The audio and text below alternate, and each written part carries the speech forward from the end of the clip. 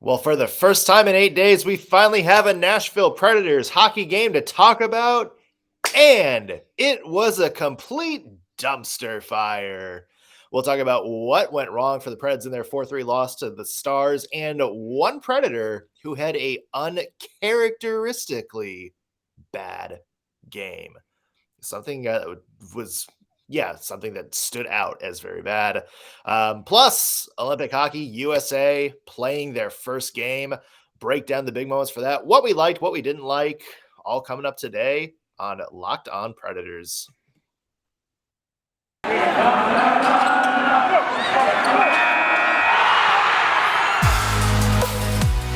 You're Locked On Predators, your daily podcast on the Nashville Predators. Part of the Locked On Podcast Network, your team every day.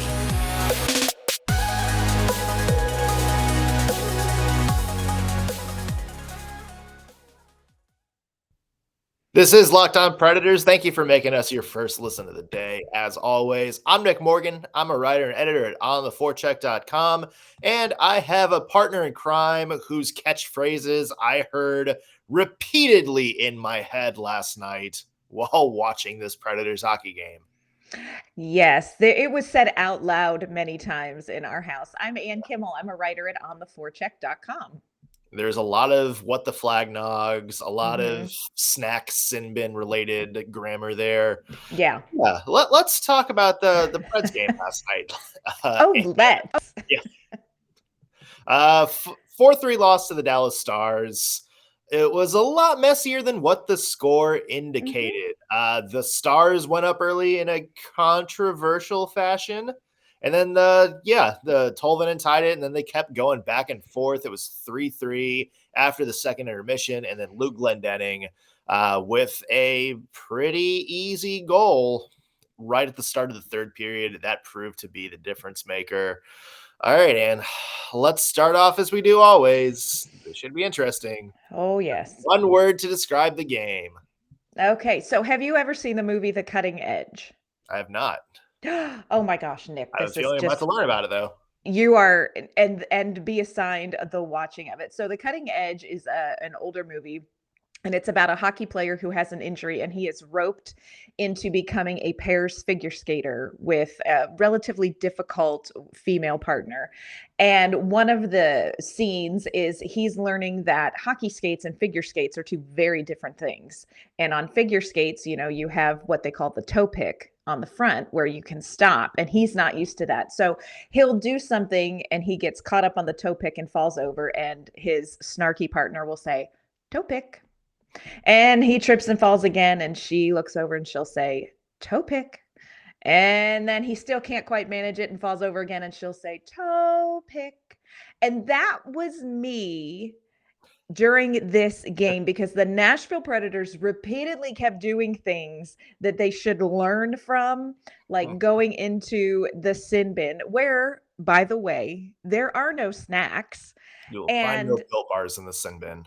There are no Built Bars in the sin bin. Yeah. So in my mind, this whole game, I'm getting more and more frustrated. And in my head, I'm saying, toe pick. Yeah. Toe pick. So that is my one word. Stop doing the thing. Learn. Let's learn and move forward. So my one word from The Cutting Edge, toe pick. How do you wind up being a pro hockey player, being around rinks your entire life, and not know figure skates are different than hockey skates? You are written that way in an early 90s chick flick movie. That's about the only explanation. Did I just put too much logic into this? Way too much. Like, you have to suspend some belief when you watch this. And I know you will watch it for research purposes. It's like the New York Rangers star in 13 Going on 30 who lives in like a small studio apartment in the middle of the village. Right. Like where the cast of Friends lived. Yes, it's exactly. There's just a suspension of belief that you have to commit to really enjoy some of these movies. And some of these hockey games, because you really had to suspend belief to think that the Nashville Predators didn't know better. Know better. There are a lot of things I suspended disbelief in last night. That's for sure. Yes. There's no easy transition to this. So, and my one word is cocaine. Because in the words of great Swedish philosopher Gabriel Landeskog, I've Mhm. never tried cocaine, but I'd imagine this game is what cocaine would feel like. Oh, It wow, was yeah. it was just everything going on at once. The whole Yakov Trenin thing to start things off, and we'll talk about that. Don't you worry, Smashville. Lots of weird turnovers, back and forth breaks. Kind of looked like an all-star game a little bit. Mhm. Which is maybe why one player who was at the all-star game had a particularly bad game. We'll talk about that too. Yeah, there's just a lot going on, and it was just like kind of one of those points where it's like I don't know what's happening right now. Like the Preds are an absolute mess. Dallas was an absolute mess, although Right. a little bit less of a mess. Yeah, these were these were two teams you could tell hadn't played hockey in a while, that were struggling to refine their chemistry, struggling to refine their groove. And I guess from a pure entertainment value, the game was fun. Was it? Just like in theory, I guess cocaine is fun, unless you're listening and you're under, if you're a kid. Don't Yeah. drugs, kids. Listen to Mm-mm. Gabriel Landeskog. Yep. Um, But yeah, like it was just like at the end, you're like kind of sitting there and it's like, what is going on? What did I just watch? It was so messy that I couldn't really make 2 cents about what I thought of this game, really, other than it was just a mess. Yeah, no, I thought about that as I was preparing for today. I was like, okay, how best to kind of summarize this game? And you're absolutely right. You're kind of left with like, "Ugh," like there it's very difficult to kind of condense this game into coherent uh trains of thought because the game was absolutely all over the place. And it's when I was preparing for the show, it was so hard to like kind of pick out good and bad things that I like, even Mhm. though that's kind of the status quo for any game. Because it's like I'll look at a player who I thought played poorly, and then I'll be like, this person had 2 points. And yeah, Yes. so it's just like a mess. And then it's like players that I thought like played really good were like on the ice for a bunch of goals. And I know that's Yes. not I know that's kind of a dead stat, but yeah, like you're still partially responsible for letting them score. So it's just like the eye tests and the stats are all out of whack, but yeah, like it was really hard to kind of pinpoint specific areas of the game that the Preds did well or bad in, Mhm. because it was just such a mixed bag all night that I really couldn't make sense of how the Preds played. Yeah, it's very difficult to watch that game and come away with like, here's some key takeaways. I mean, obviously, I think the main key takeaway is you have got to stop committing stupid penalties. And there were a Yes. number of just undisciplined, lazy penalties in the post-game press conference. John Hines did not mince words and did not necessarily use his happy tone to talk about the fact that this was an undisciplined game. And so I think that's a clear takeaway. But once you start kind of breaking down and analyzing this game past that, like you said, it's very difficult to say, here's some things that the Predators did really well consistently, and here's some areas where they played very poorly consistently, because this game was completely inconsistent, both good and bad. Yeah, there's a couple of players in particular that had messy games, uncharacteristic messy games. Yes. So we'll talk about that in a little bit. Plus, a couple of things that did go right, we think, for the Perhaps. Predators. Yeah. I am glad that I did not put money on this game last night. But for future games, if you do want to put money, You got to use our friends at Bet Online. Bet Online has you covered this season with more props, odds, and lines than ever before as we make our march towards the big game, Bengals versus Rams. I know here in Cincinnati, Ohio, that's all anybody can talk about. BetOnline remains the best spot for all your sports scores, podcasts, and news this season. And it's not just football, let's face it. BetOnline has up-to-the-minute info on pro and college hoops, NHL, boxing, along with live, real-time updates of current games. And if sports isn't your thing, which why are you listening to a hockey podcast if it's not?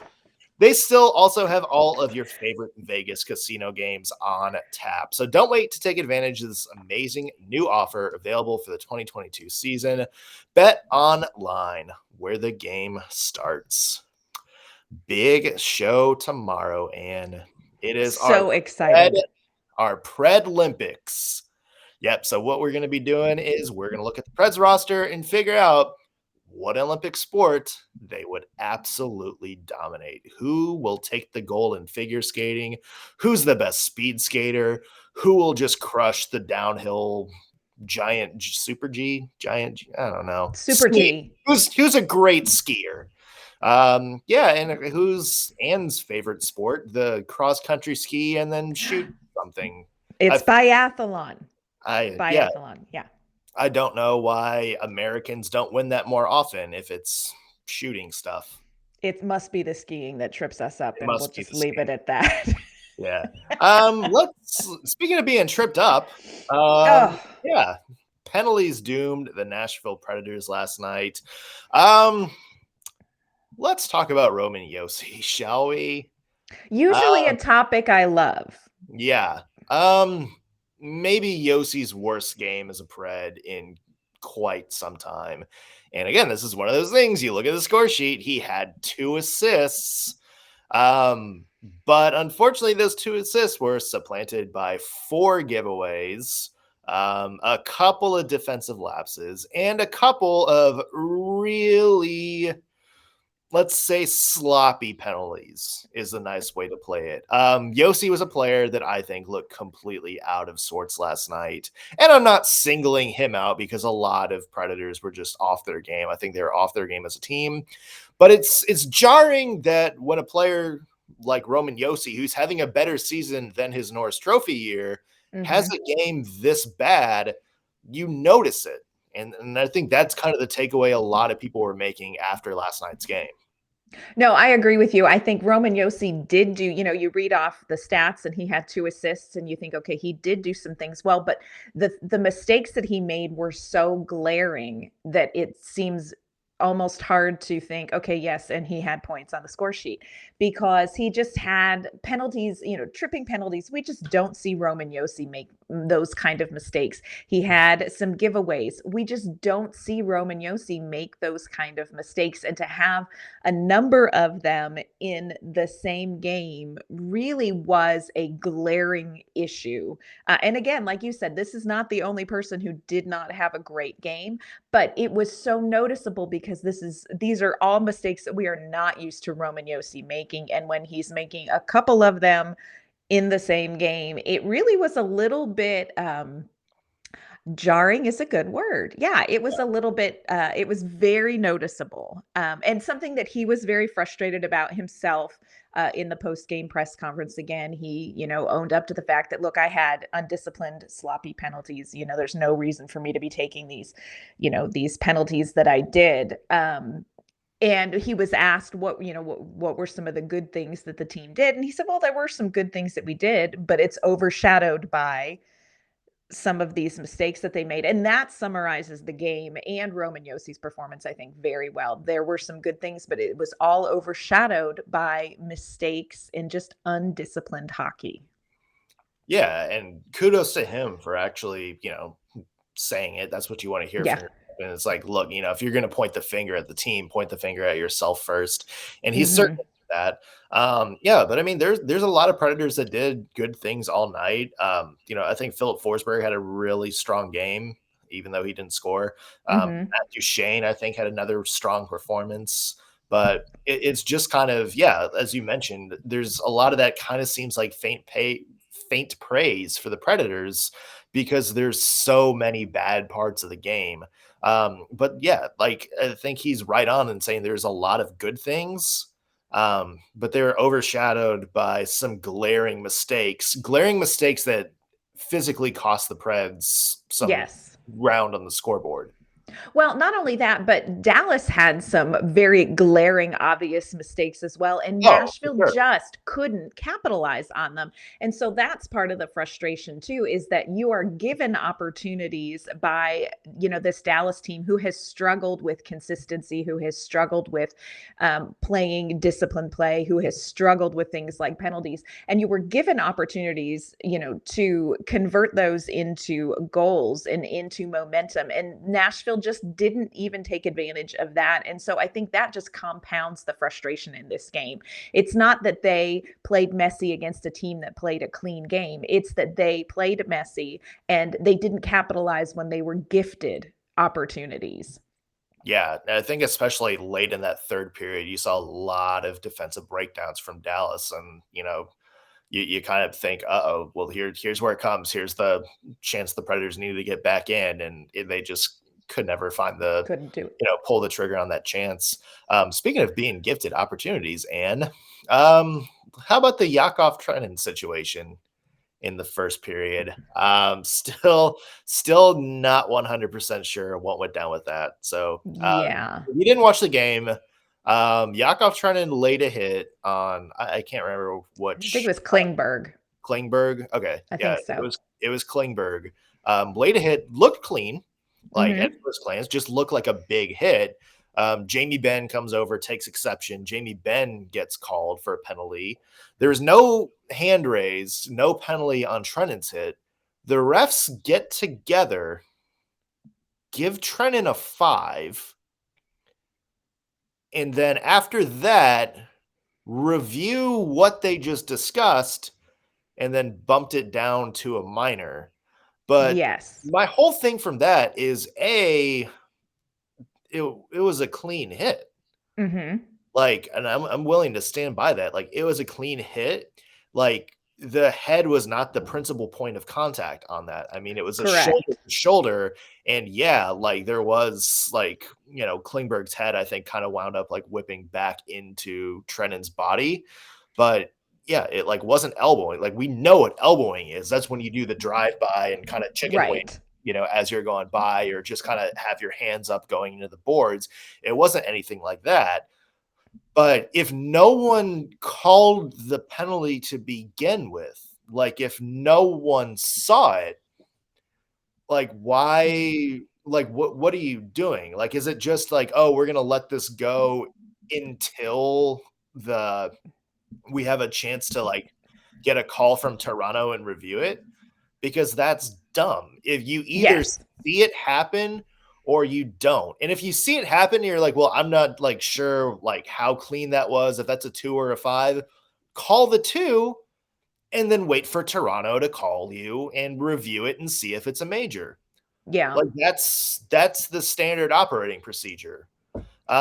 So yeah, to me, that was something that added to the general messiness of the game was that whole situation.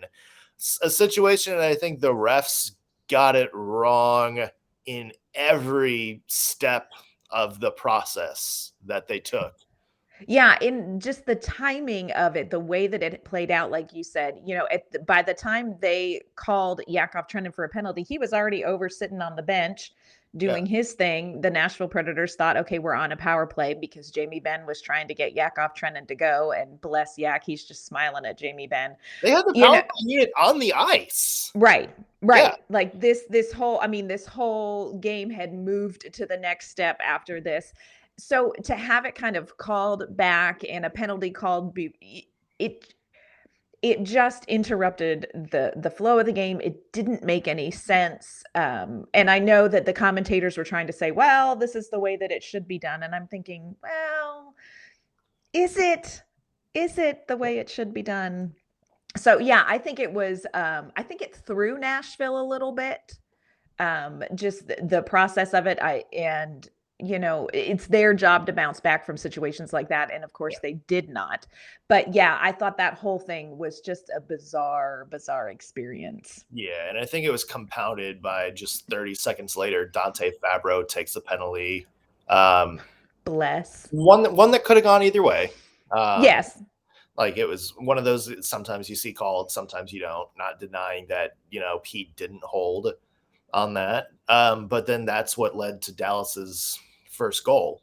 And so Yes. I think a lot of people are taking umbrage with that particular situation because it led to Dallas's first goal, and of course the Preds lost by one goal. Hmm. As you mentioned, that's not going. A bad call in the first period is not going to directly impact everything else that happens in the game. But I think it was because of that I think a lot of people took umbrage to the refs last night. Yeah. Yeah, Predators have a tough road ahead of them for the next couple of games. Winnipeg this Saturday, a little bit of an earlier start time at Bridgestone Arena. It is 6 Central instead of Yeah. 7. And then the Washington Capitals. Those are who's That'll be fun. who's killing it right now in their division.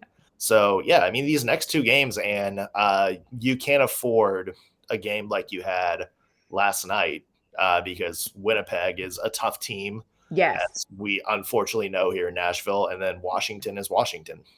Yes. And, coming up, we're going to talk about what a couple things are that Nashville must do to get some points out of the Winnipeg game and the Washington game, which is going to be a challenge. But first, want to let you know that this episode's brought to you by our friends at Rock Auto. With the ever increasing numbers of makes and models on the road now, it's impossible for your local chain auto parts store to stock all the parts that you need for your car. Why endure pointless or seemingly intimidating questions and wait while a person behind the counter orders parts from their computer, choosing the only brand that their warehouse happens to carry? You have a computer and you have rockauto.com.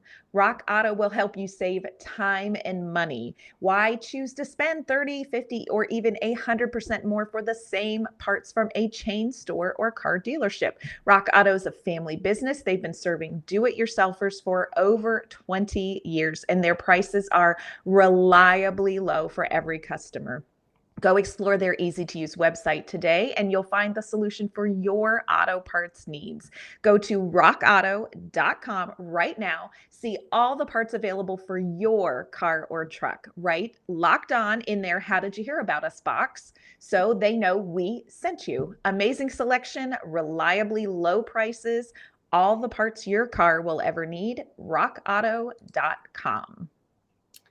All right, Ann. So we talked about the Preds, big couple of games coming off. What do you think they need to do to turn this around for these next 2 games? For me, it's a couple of things. One of the lines that I think needs to step up is that Ryan Johansson line. He was so quiet in the game last night. He was with Cunnin and Cousins, I believe. And we saw Cousins kind of buzzing around. We saw Cunnin make a couple of little giveaway errors. And so this is a line that I think is going to be key if the Nashville Predators are going to step up their game and play better coming up against the Jets and, of course, against Washington.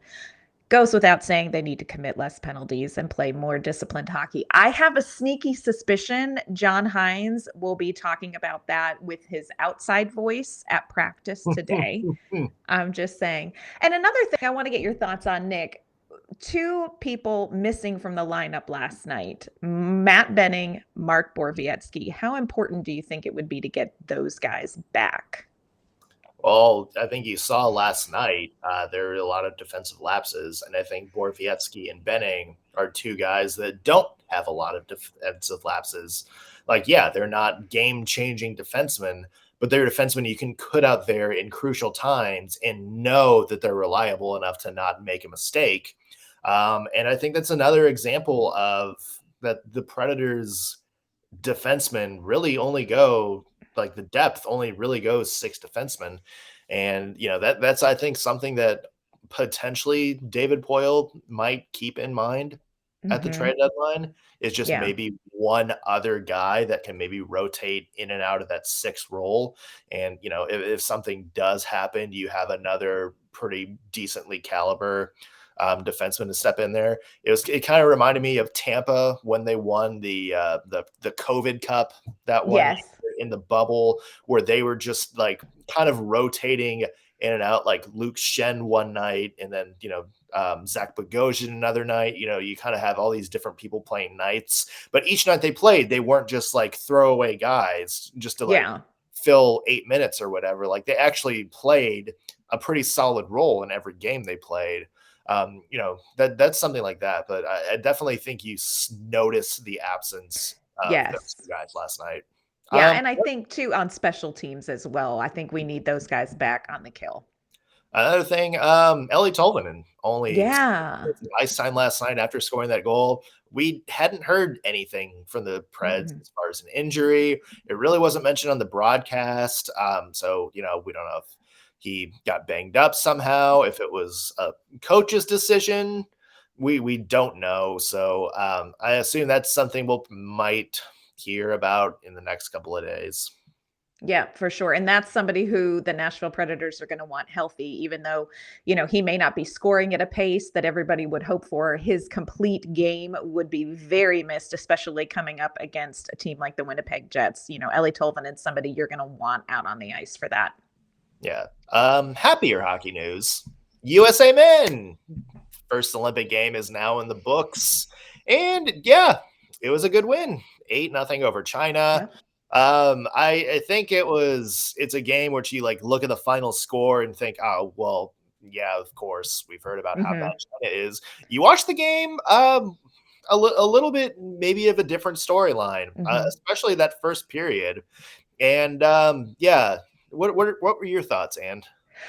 I tell you, it was a story of three very different periods. The first period came out, and it really was almost like Team USA was just trying to kind of find their legs. They reminded me of like baby Bambi trying to stand on the ice. They just kind of couldn't find their coordination. And China, I think, was playing a very physical game, which was something that USA seemed to need an adjustment to.